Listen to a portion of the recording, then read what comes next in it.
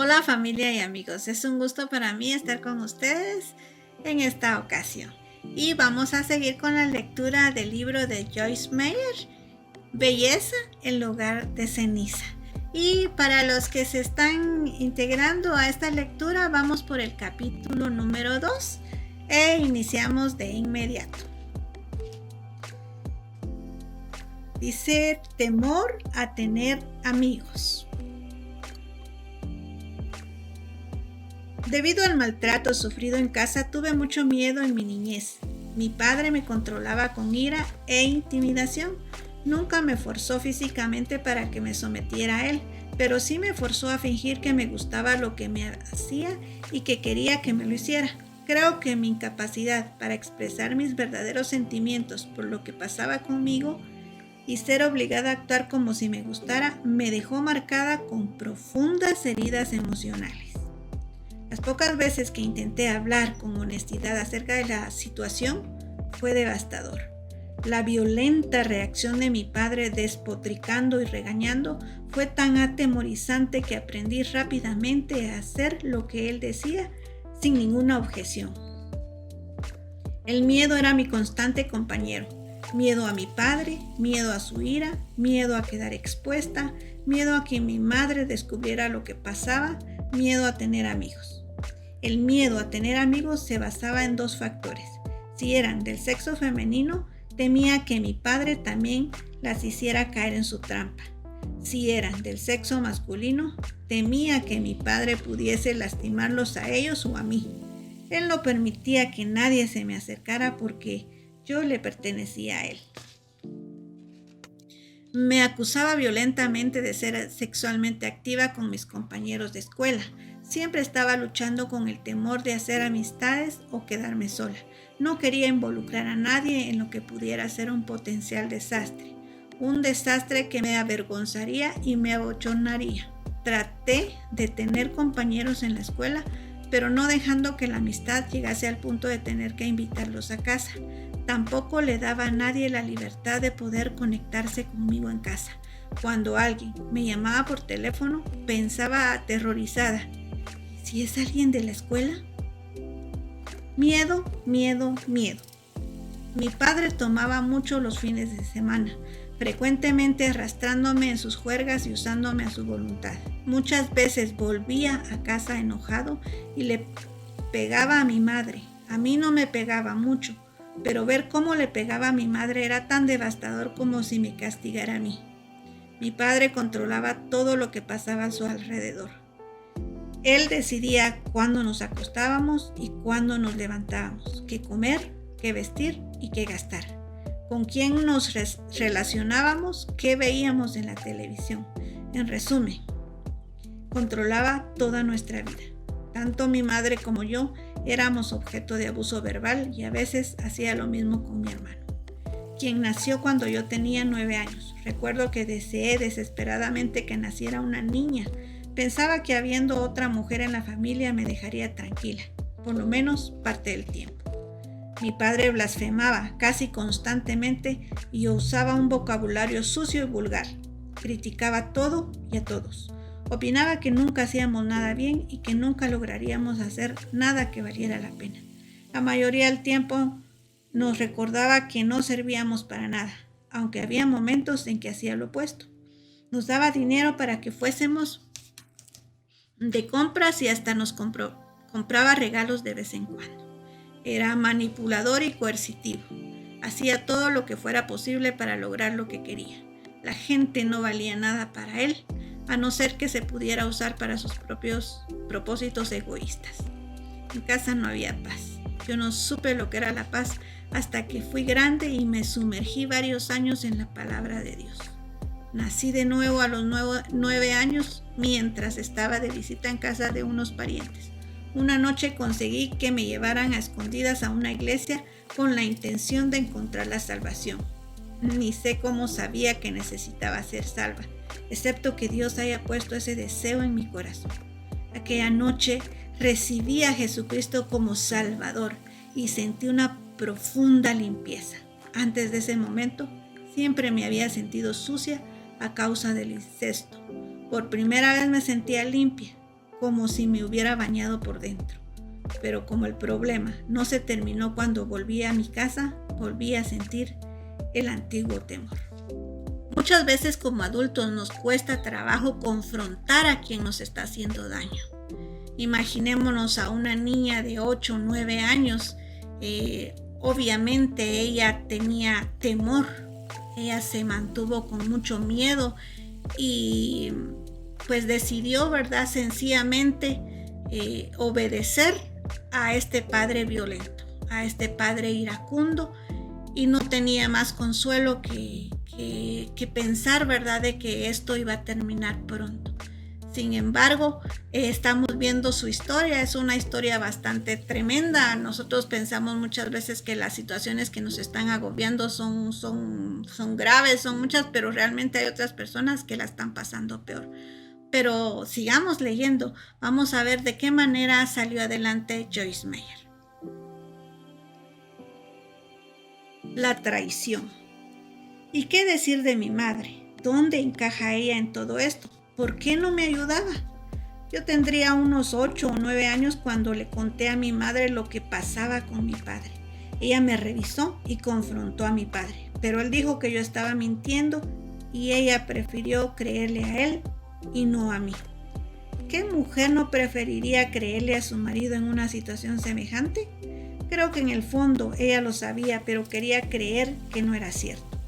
Cuando tenía 14 años, un día ella llegó a casa antes de lo esperado de hacer las compras y sorprendió a mi padre en pleno acto de abuso sexual.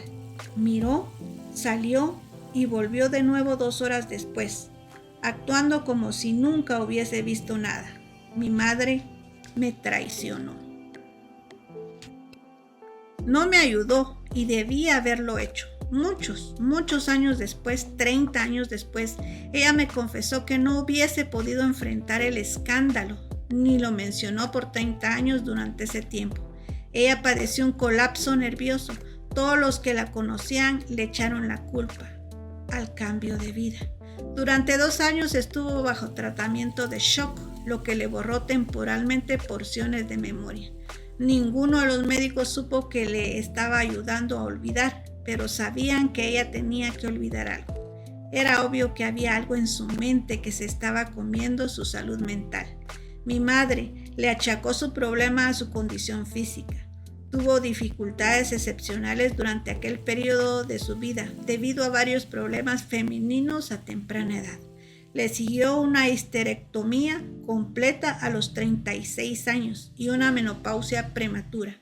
En esa época, muchos médicos no creían en darle hormonas a las mujeres, por lo que fue un periodo muy difícil para ella. Parecía que la combinación de todo lo que le pasaba era superior a lo que podía sobrellevar. Personalmente siempre creeré que el colapso emocional de mi madre fue el resultado de soportar tantos años de abuso y la verdad que se negó a enfrentar y resolver. En Juan 8:32 nuestro Señor nos dice: conoceréis la verdad y la verdad os hará libres. La palabra de Dios es verdad y si se aplica tiene el poder inherente de liberar al cautivo. La palabra de Dios también nos pone cara a cara con el problema de nuestra vida. Si decidimos darle la espalda y correr cuando el Señor dice que lo confrontemos, seguiremos estando en esclavitud. Bueno, Joyce Meyer como niña pues obviamente quiso que su madre la ayudara, pero lamentablemente esto no sucedió, ¿verdad? Y si es porque muchas veces nosotros tenemos el temor al que dirán, qué va a pasar, qué voy a hacer para poder sostener a mis hijos, y ella pensó, ¿verdad?, en todo lo negativo que podía suceder al que saliera a luz esta situación. Y para Joyce Meyer fue como una traición. Realmente ella lo sintió como una traición. Pero recordémonos también que la madre tenía ya problemas tanto físicos como emocionales, porque el papá también la trataba mal a ella. Entonces era una situación bastante difícil. Y encima se le agravó la situación con una operación que se realizó. Luego una menopausia prematura. Y recordémonos que después viene la depresión y tantas cosas después de una operación o de no tener completo su sistema femenino, ¿verdad? También es importante que señalemos acá que la mamá de Joyce Meyer no pudo confrontar esa situación y no pudo llevarla a los pies de nuestro Señor Jesucristo. Recordémonos que muchas veces nosotros no podemos con muchas situaciones que nos rodean en nuestra vida, problemas, ¿verdad? No lo podemos solucionar, pero tenemos a un Dios poderoso que Él lo puede solucionar. Y bien dice Joyce Meyer acá en la cita de Juan, que la verdad nos hará realmente libres, ¿verdad? Y nosotros tenemos que llevar todos los problemas a los pies de Jesucristo para que Él nos libere de toda esclavitud y de todo problema. Sigamos leyendo. Abandono del hogar. A los 18 años me fui de casa mientras mi padre estaba en el trabajo. Al poco tiempo me casé con el primer joven que mostró interés en mí. Como yo, mi esposo tenía infinidad de problemas. Era manipulador, ladrón y estafador. La mayor parte del tiempo ni siquiera trabajaba. Nos mudamos muchas veces. Una vez me abandonó en California dejándome con nada más que 10 centavos y unas pocas gaseosas. Tuve miedo, pero como estaba acostumbrada al temor y al sufrimiento, probablemente no me afectó tanto como le hubiera afectado a alguien con menos experiencia. Mi marido me había abandonado varias veces, simplemente yéndose durante el día mientras yo trabajaba. Se iba desde algunas semanas hasta varios meses. De pronto, reaparecía y yo escuchaba su dulce conversación, sus disculpas y lo aceptaba de nuevo. Solo para que volviera a ocurrir lo mismo vez tras vez. Cuando estaba conmigo, bebía constantemente y tenía relaciones con otras mujeres con regularidad. Durante 5 años jugamos al matrimonio. Éramos muy jóvenes, teníamos 18 años y ninguno de los dos habíamos tenido buenos padres. Estábamos totalmente incapacitados para ayudarnos el uno al otro. Mis problemas se agravaron cuando tuve un aborto natural a los 21 años y con el nacimiento de mi hijo mayor a los 22. Esto sucedió el último año de nuestro matrimonio. Mi marido me dejó y se fue a vivir con otra mujer que vivía a 2 cuadras de casa, diciéndole a todo el mundo que el hijo que llevaba en mi seno no era de él. Recuerdo haber estado peligrosamente a punto de volverme loca en el verano de 1965. Durante todo el embarazo perdí peso porque no podía comer, sin amigos, sin dinero, sin seguro médico. Me atendía un médico diferente cada vez que iba al hospital a que me revisaran.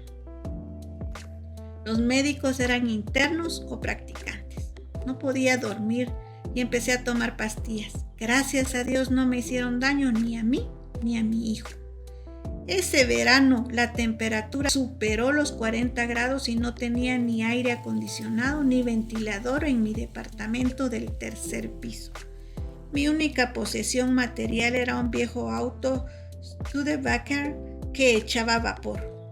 Como mi padre siempre me había dicho que algún día iba a necesitar su ayuda y que iba a volver a él, estaba decidida a hacer cualquier cosa menos eso, aunque no sabía lo que pasaría.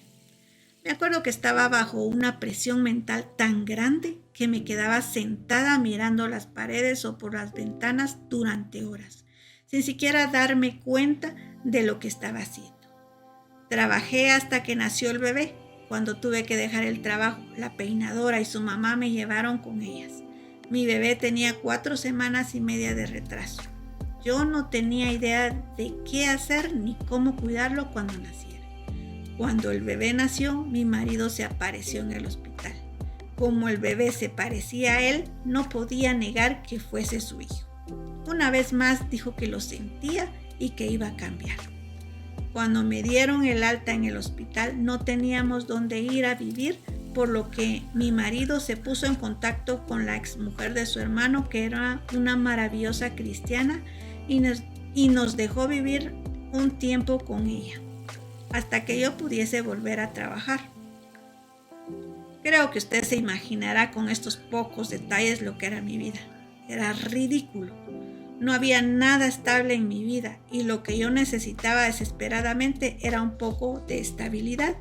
Finalmente, en el verano de 1966, llegué al punto de no preocuparme por lo que me pasara.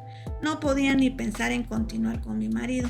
El hombre no me inspiraba ni una pizca de respeto, especialmente desde que para ponerle el broche de oro estaba en problemas con la justicia. Tomé a mi hijo y lo que pude llevarme y me fui. Fui hasta una cabina telefónica desde donde llamé a mi papá y le pregunté si podía volver a casa. Por supuesto, estaba encantado. A los pocos meses de vivir en casa me enteré que tenía otorgado el divorcio.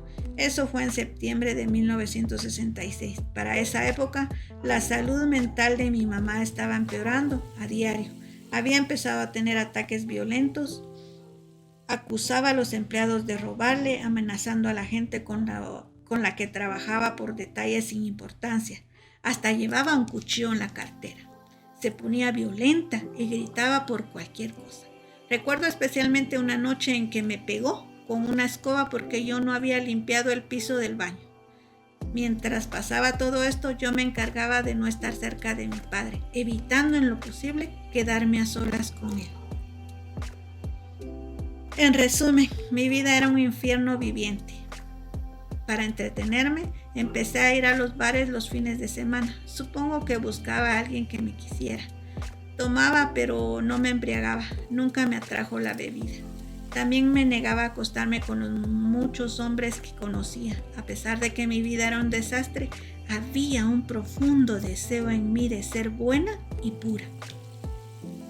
Confundida, temerosa, sola, desalentada y deprimida, oraba con frecuencia. Querido Dios, por favor, permíteme ser feliz algún día. Dame a alguien que me ame de verdad y que me lleve a la iglesia. Wow. Y es que muchas veces pensamos que el escapar de casa, el irnos, va a cambiar nuestra vida. El hecho de casarnos, podemos pensar y decir que, bueno, cuando me case voy a ser feliz, todo va a ser diferente. Y ponemos nuestra esperanza de felicidad en la otra persona. Y la otra persona pone su esperanza de felicidad en nosotros. Entonces no sale nada bueno de eso, ¿verdad? Porque realmente nosotros tenemos que poner nuestra esperanza, nuestra confianza en que vamos a ser felices en Dios, ¿verdad?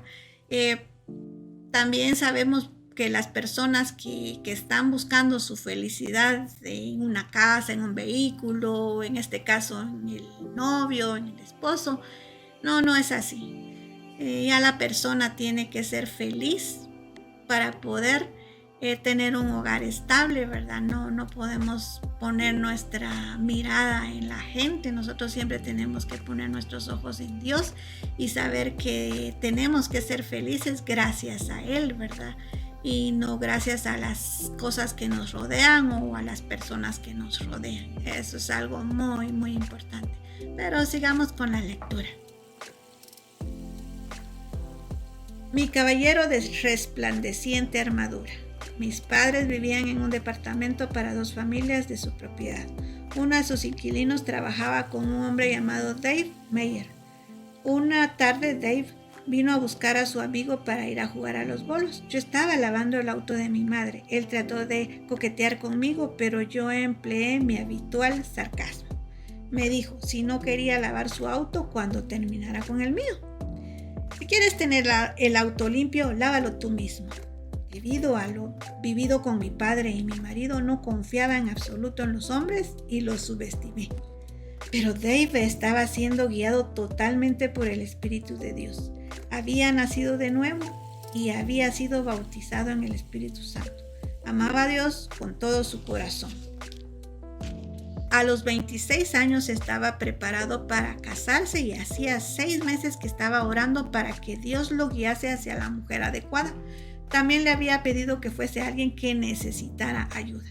Como Dave había sido guiado por el Señor, mi sarcasmo, en vez de ofenderlo, solo sirvió para animarlo.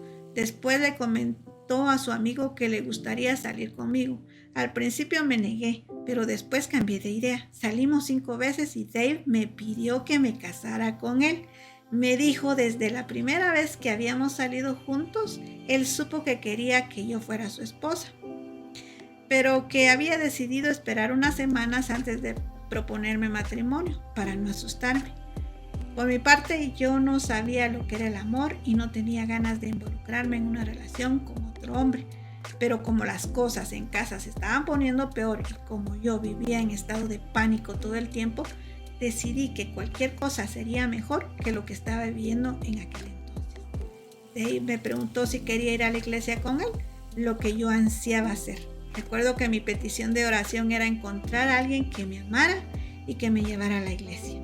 Yo quería firmemente vivir una vida cristiana, pero sabía que necesitaba a alguien fuerte que me guiara. Dave también prometió ser bueno con mi hijito de 10 meses. Lo había llamado David como mi hermano y mi nombre preferido para varón. Todavía me sorprende ver la forma de obrar del Señor para mi bien en medio de la oscura desesperación. Dave y yo nos casamos el 7 de enero de 1967, pero no fuimos eternamente felices. El casamiento no resolvió mis problemas, tampoco el ir a la iglesia. Los problemas no estaban en mi vida familiar ni en mi matrimonio, sino en mí, en mis heridas y debilitadas emociones. El abuso deja a una persona emocionalmente disminuida, incapaz de mantener relaciones sanas y duraderas. Yo quería dar y recibir amor, pero no podía. Como mi padre, era manipuladora, controladora, colérica, crítica, negativa, dominante y condenatoria. Me había convertido en todo lo que había vivido. Llena de autocompasión, era verbalmente abusiva, depresiva y tenía amargura. Podría seguir así describiendo mi personalidad, pero estoy segura de que usted ya captó la imagen. Funcionaba en sociedad. Yo trabajaba, Dave trabajaba, íbamos juntos a la iglesia. La mayor parte del tiempo nos llevábamos bien porque Dave es una persona fácil de tratar. Generalmente me dejaba hacer y cuando no, yo me volvía loca. En lo que a mí respecta, yo tenía razón en todo. Para mí, yo no tenía un problema. Los demás lo tenían. Ahora bien, recuerde que yo había nacido de nuevo. Yo amaba a Jesús. Creía que mis pecados habían sido perdonados y que me iría al cielo al morir. Pero en mi vida diaria no tenía ni paz, ni gozo, ni victoria. A pesar de creer que suponía que los cristianos fueran felices, yo no lo era. Ni siquiera sabía que era la justicia imputada por la sangre de Cristo. Siempre me sentía condenada, estaba fuera de control. El único momento en que no me condenaba a mí misma era cuando estaba trabajando en busca de alguna meta que creía me daría cierto grado de autoestima. Pensaba que si las cosas cambiaban, si los demás cambiaban, entonces todo andaría bien. Si mi esposo, mis hijos, mis finanzas, mi salud fuesen diferentes, si me pudiese ir de vacaciones, comprarme un auto nuevo, un vestido, si pudiese salir de casa, buscar un trabajo, ganar más dinero, entonces me sentiría feliz y realizada. Siempre hacía lo que estaba descrito en Jeremías 2:13. Cavaba cisternas que no retenían el agua. Estaba cometiendo la trágica y frustrante equivocación de buscar el reino de Dios, que de acuerdo a Romanos 14:17, es justicia, paz y gozo en las cosas y no en la gente. De lo que no me di cuenta es que Jesús enseñó en Lucas 17:20 al 21 y el apóstol Pablo señaló en su carta a los Colosenses que el reino de Dios está en nosotros, Cristo en nosotros. La esperanza de gloria. Colosenses 1:27. Mi gozo tenía que encontrarlo en Él, pero me llevó muchos años encontrarlo e intenté ganarme la justicia siendo buena, haciendo obras de la carne. Estaba en el comité de evangelización y en la junta de la iglesia. Mi marido era un anciano en la iglesia. Nuestros hijos iban a la escuela parroquial. Yo trataba de hacer todas las cosas bien. Trataba, pero no podía dejar de cometer errores. Estaba destrozada y agotada y me sentía frustrada y miserable. Ignoraba el problema. Nunca se me ocurrió pensar que estaba sufriendo por los años de abuso y rechazo que había padecido. Creí que todo eso había quedado atrás. Era cierto que no me estaba pasando físicamente, pero todo aquello estaba registrado en mis emociones y en mi mente. Seguía sufriendo los efectos y actuaba en consecuencia. Necesitaba sanidad emocional. Legalmente era una nueva cristiana en Cristo, 1 Corintios 5:17, pero experimentalmente todavía no me había apropiado de la realidad de la nueva creación. Vivía enajenada de mi mente, voluntad y emociones que estaban dañadas. Jesús había pagado el precio por mi liberación completa, pero yo no tenía idea de cómo recibir su inmerecido don. Y hasta aquí el capítulo número 2. Y vamos a ir viendo cómo Joyce Meyer fue superando toda esta situación. Lo importante es que ella quería y hablaba con Dios. Ella hizo algunas oraciones las cuales Dios respondió. Pero vamos a seguir viendo la vida de Joyce Meyer y de qué manera ella logró superar tantos problemas. Sabemos que Dios responde nuestras oraciones y aún a pesar de todas las circunstancias difíciles que estemos atravesando, es muy importante que no nos olvidemos de Dios. Yo quiero pedirte que si tú estás pasando por una situación difícil en tu vida en la cual no encuentras una solución, vengas a quien tiene realmente la solución, a nuestro Padre Celestial, el que envió a su Hijo Jesucristo a morir en la cruz por nuestros pecados. Te invito a que cierres tus ojos y me acompañes. Padre, bendito y alabado sea tu santo y dulce nombre. Gracias, Señor, porque sabemos que tus oídos están atentos a nuestro clamor. Hoy venimos a pedirte ayuda, auxilio, para que nos puedas ayudar en esta situación que estamos enfrentando, Padre. Solamente tú la conoces, Señor, y te queremos pedir que extiendas tu mano sobre nosotros, Señor, para que podamos ser libres, Señor, y podamos conocerte más, Padre amado. Que podamos sentir esa libertad, Padre. No queremos ser más esclavos, Señor. Gracias porque tú das libertad a los cautivos. Te pedimos tu ayuda, Padre, y creemos que tú nos ayudarás en todo lo que necesitamos. En el nombre poderoso de Cristo Jesús, hoy declaramos libertad a los cautivos. Amén y amén.